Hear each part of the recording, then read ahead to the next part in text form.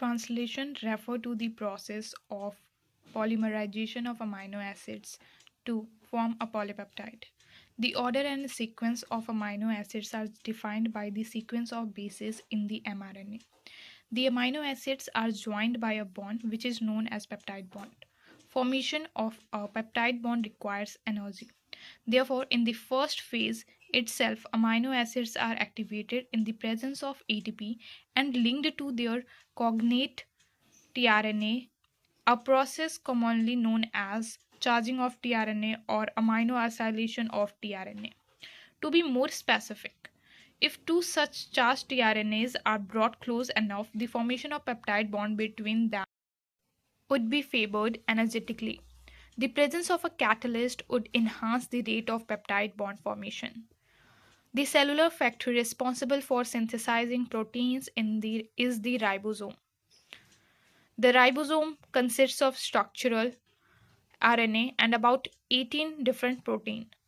In its inactive state, it exists as two subunits, a large subunit and a small subunit. When the small subunit encounters an mRNA, the process of translation of the mRNA to protein begins. There are two sites in the large subunit for subsequent amino acid to bind and thus be close enough to reach each other for the formation of a peptide bond. The ribosome also acts as a catalyst. 23S-RNA in bacteria is the enzyme ribozyme for the formation of peptide bond. A translational unit in mRNA is the sequence of RNA that is flanked by the start codon AUG and the stop codon and codes for a polypeptide.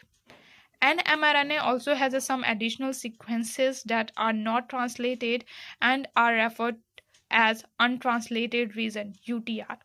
The UTRs are present at both 5' end before start codon and 3' end after stop codon.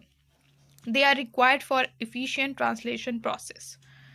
For initiation, the ribosome binds to the mRNA at the start codon AUG that is recognized only by the initiated tRNA. The ribosome proceeds to the elongation phase of protein synthesis. During this stage, complexes composed of an amino acid linked to tRNA sequentially bind to the appropriate codon in mRNA by forming complementary base pairs with the tRNA anticodon.